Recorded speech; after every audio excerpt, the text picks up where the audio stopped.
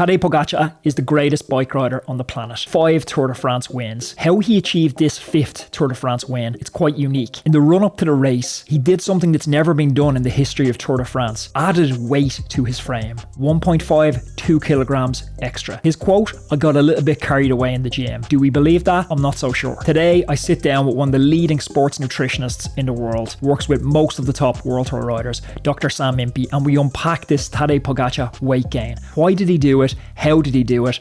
And is there a lesson for amateurs in this weight gain? Welcome to the podcast, Dr. Sam Impey. Sam Impey, welcome back to the Roadman Podcast. And how you getting on?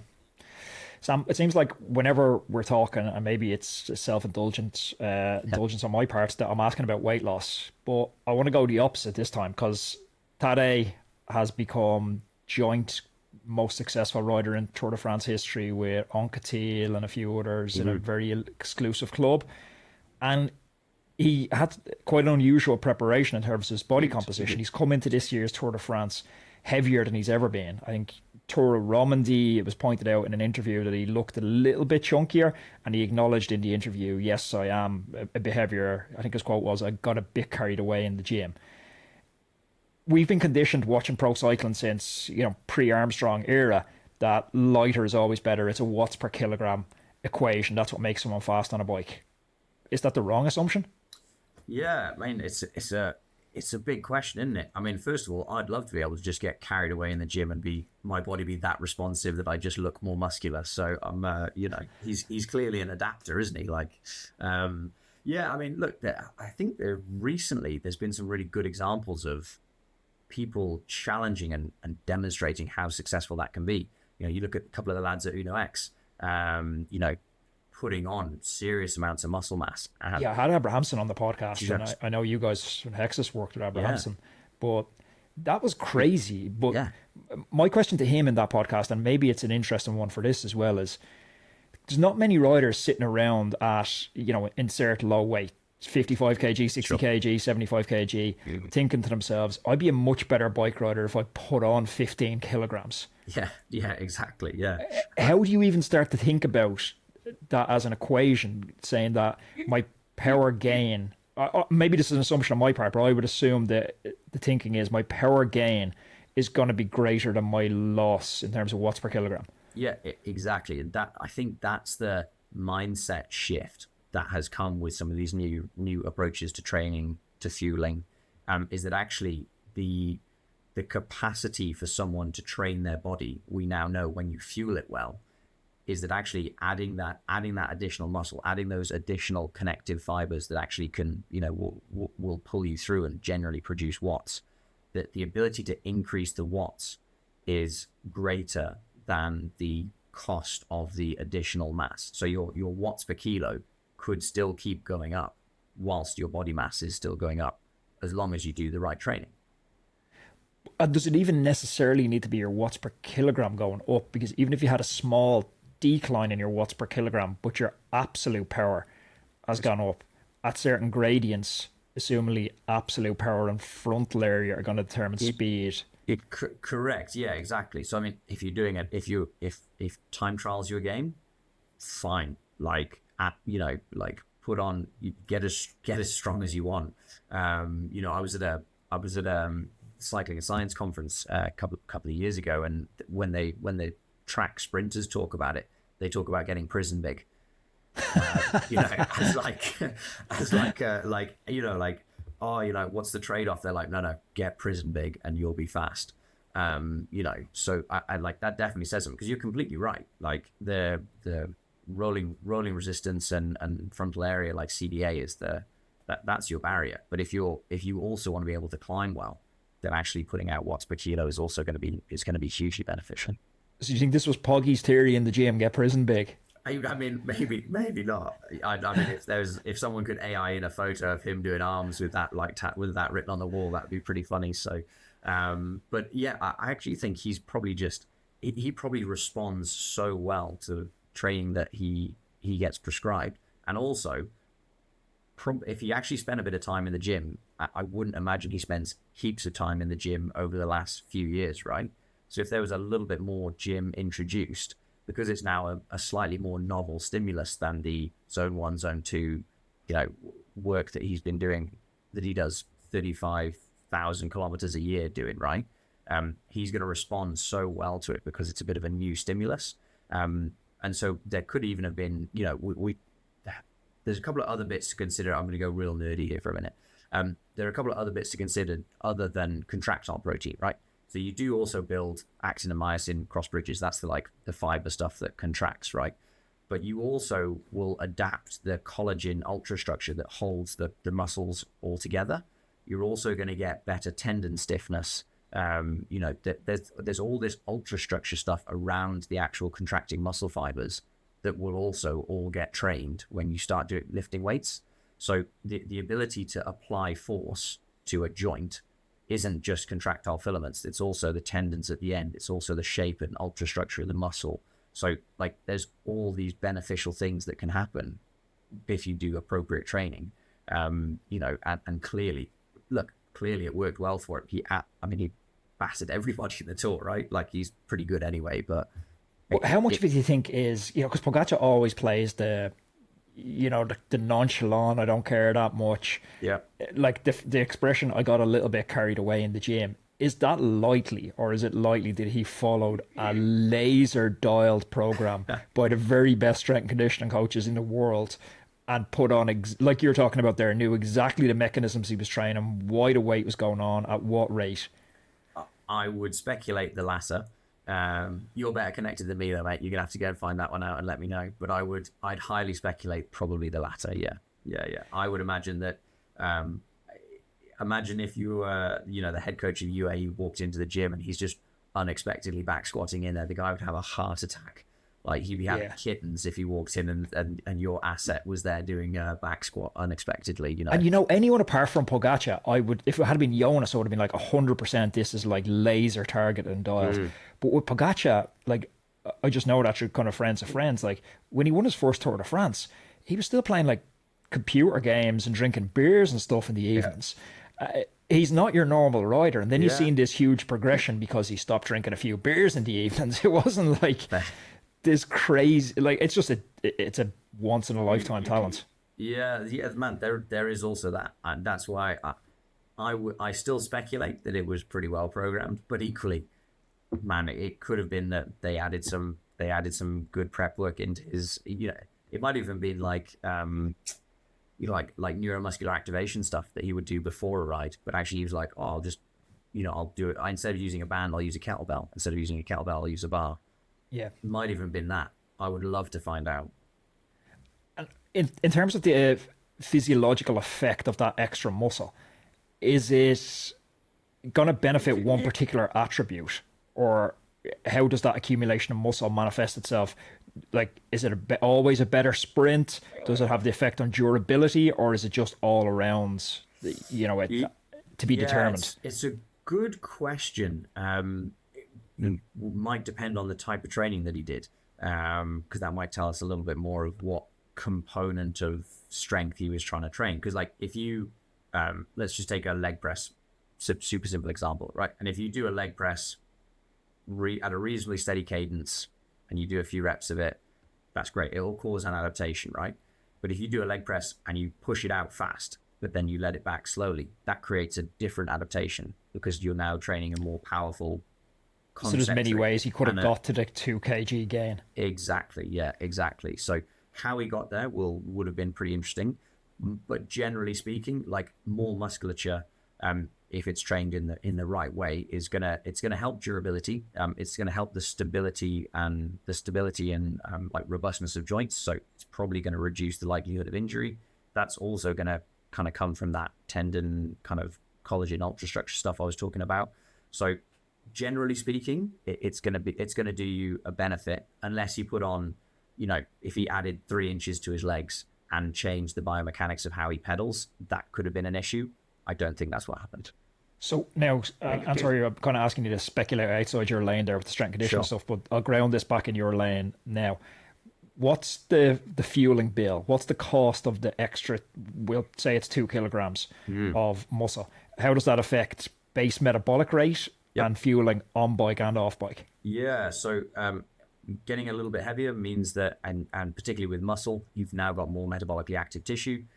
you will need to fuel that a little bit more. It's not heaps. I'm trying to think of, I would have to sit down with an envelope for 5 minutes to give you a calorie number, but you'd be talking a couple of 100 calories a day tops. It would be the only change in like the underlying metabolic processes. Now, if you can push more watts, that's a big difference, because now you're into, I mean, his zone 1, zone 2 stuff is outrageously calorie 340 reportedly on the Peter Attia podcast. Calorie expensive. I don't. That doesn't make sense to me. 340 is zone 2. So having the ability to push more watts in training causes a greater calorie output. You need to fuel that more going into it, fuel it more on the bike, and recover better from it. So it will have bumped it a little bit from a metabolic perspective, but particularly if he was just able to do more work, that would have created the real big shift in energy requirement next year. I've gone from 88 kilograms down to 79 kilograms, and honestly, I still can't believe it. The crazy thing is, I'm eating way more than I've ever eaten before. I used to think eating less was the answer, but it turns out I was underfueling for so long, compromising weight loss, performance, and importantly for me, my health. The difference I feel on the bike this season, it's absolutely massive. My power numbers are up, I feel stronger, and the biggest thing for me is I still have energy left for work. I can sit down after long rides and actually focus on podcast interviews and conversations. Before, I'd have been completely wiped out, stuck on the couch for the rest of the day, doom scrolling Instagram. And that's all down to Hexis. It's personalized fueling built around you, your training, and your goals. This isn't guesswork either. Teams like Q36.5, Ineos, Uno X are already using Hexis. And it's part of a bigger shift we're seeing right now across pro cycling towards properly dialed nutrition. Hexis have hooked up an amazing deal for Roadman listeners. So if you want to feel the difference for yourself, go to Hexis, HEXIS.live, and you can use my code there. It's just Roadman, and that's going to save you 25% at checkout. So it's code Roadman, ROADMAN. All the details are in the show notes. I had a really interesting conversation with Matthias Reck, who's the coach of Little Trek, Mads Pedersen, particularly. He's worked with him for a long time, and he had an interesting take on the 80-20 training distribution, which I think is relevant to this conversation. So the 80-20 distribution comes from Stephen Seiler's observations around elite athletes. When he looked at elite athletes and kind of zoomed out, he noticed that their intensity distribution largely fell into 80% below the first inflection of the lactate curve, below LT1, and 20% harder. Matthias Reck's reading of this is, that's not a prescription. That's what happens when you have 30 hours of available training time each week and you have a really big engine. So for him, for Mads Pedersen, he said to go out and do a zone 2 ride, he's sitting at 300 plus watts in a zone 2 ride. And the fueling cost of sitting at 300 plus watts is so enormous that he can't get through the fueling cost. So by design, he ends up spending a lot of time in bottom of zone 2, top of zone 1, much easier rides. And he can only really tolerate 20% of high intensity because the fueling cost is so enormous of 20%. That's really interesting for amateur athletes then, because we take that idea of 80-20 and we take it from observing a 30-hour training week, and now we apply it to our 6 or 8 hour training week, and we're like, okay, we need an 80-20 distribution because that, again, has knock-on implications on our fueling as well. Is there,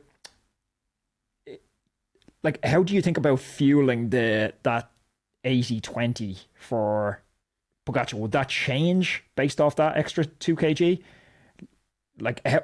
So we're trying to get this like a number nearly for someone like Pogačar who's training at, say, 250 watts all day long, and he adds on that 2 kilograms extra. How much extra on the bike fueling and off the bike fueling is that for him?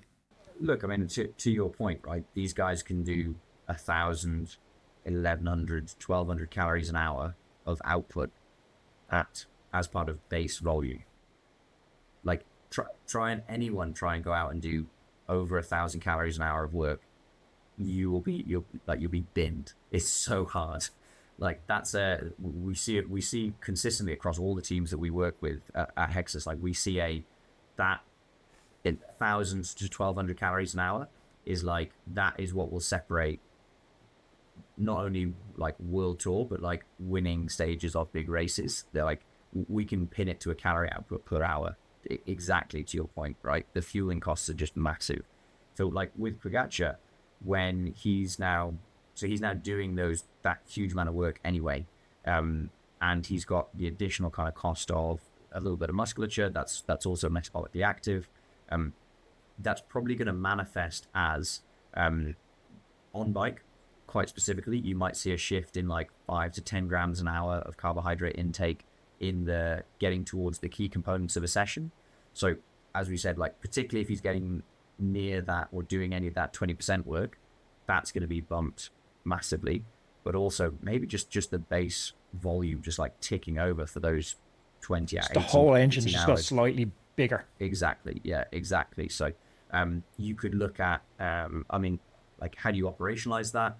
Maybe you're actually, it might even be as simple as like adding in some liquid energy sources to meals. So like it's sometimes difficult for guys just to eat more food because they already eat a lot of food anyway, right? Yeah. So actually a really simple way to do that is, okay, maybe we're putting in a higher calorie or a carbohydrate drink. Like maybe there's like an orange juice for breakfast. Maybe there's 250 mils of orange juice with every meal now, instead of it just being water. Or there's kind of simple ways that you can operationalize it. But it probably will have been a tangible, cool, we actually need to make a change here. Let's think about how we do this. So just to finish up and make this operational for the amateur athlete, if the amateur athlete, I know there's one cohort of us who are looking to lose weight, but the other cohort who are like, oh, I don't perform that well on the flats, I always get it in the crosswinds. Is it worth an experiment for them of going slightly up in weight? And if so, how would they go about designing that? Yeah, I mean, it certainly could well be. Again, it's difficult to give objective broad brushstrokes on this. How would you go about designing that? Look, obviously with a platform like Hexis, you can put yourself into gain, and then we'll add some calories into your day to help you increase your body mass, and do that in a way that is kind of contextually appropriate to the training that you're doing. Around that, outside of the fueling perspective, protein's obviously going to be super important. Make sure that you have enough fundamental building blocks to put into that, put into those muscles. And then it's probably, again, it's about like the consistency of training, and you probably need to add in a new stimulus. So people talk about like strength work on bike. That's not strength work. Like strength work's done in the gym. There is a component of strength work on bike, but that's not going to help you add muscle mass. So unless you've got a like one of those reverse crank things. You've seen those that you forces you backwards, just gives you horrendous DOMs. So like, or unless you've got that, or like a real high tech rig where you can do some incredibly bespoke crank work, get into the gym is probably going to be the best way to do it. And that could be using gym work as preparation for bike. So if it's activating stuff, actually you could activate it and probably just put a little bit more torque, a little bit more tension through it with a little bit of weight. But for anything like that, go and find someone who knows what they're doing and ask their help. Yeah, I think the interesting part for if anyone does conduct this experiment, or be interested to see, is like how soon are you seeing the feedback? Because obviously you don't want to write off a full season of I'm going to go 5 kilograms up, and then you do the math on it, and it's like, oh, it turns out actually I'm net weaker than I was. But I wonder how early that feedback loop is when you're 1 kilogram up. Should you observe power changes at that point? Let me tell you about AG1, who are supporting today's episode. You all know my thing. Consistency beats intensity every time. It's the small things you do every single day that add up. And that goes for what you put into your body too. For me, one of those is AG1. It's a daily core supplement blend, a broad range of micronutrients, including vitamins, minerals, and bacterial cultures for your gut, all in one scoop. Think of it as the supplements I'd be taking anyway, blended into one. I have it first thing in the morning, same as my coffee, whether I'm home or I'm living out of a kit bag at a race. One scoop, once a day, and I don't think about it again. So if you want to build that habit, head to drinkag1.com/roadmancycling to claim an amazing offer. It's €20 off your first month, a free welcome kit, 5 free travel packs, and vitamin D3 and K2. That link again, that's drinkag1.com/roadmancycling. I'm going to put the link in the description below. There's an exclusive offer for all our listeners. Yeah, so you might even see it before the mass increases. Because like when you start strength training, you get stronger. And it's not because you've added more muscle mass. It's because you train your neuromuscular system to be more effective. Very interesting. So you might even see strength gains before you add any muscle mass, which is always quite cool. But honestly, like after 4 to 6 weeks, you should start to see whether there's a benefit or not. That's super. Very interesting. Sam, really insightful as always. Really appreciate your time, folks. Easy. Go check out Hexis. Good to chat, man. Thanks. Talk soon.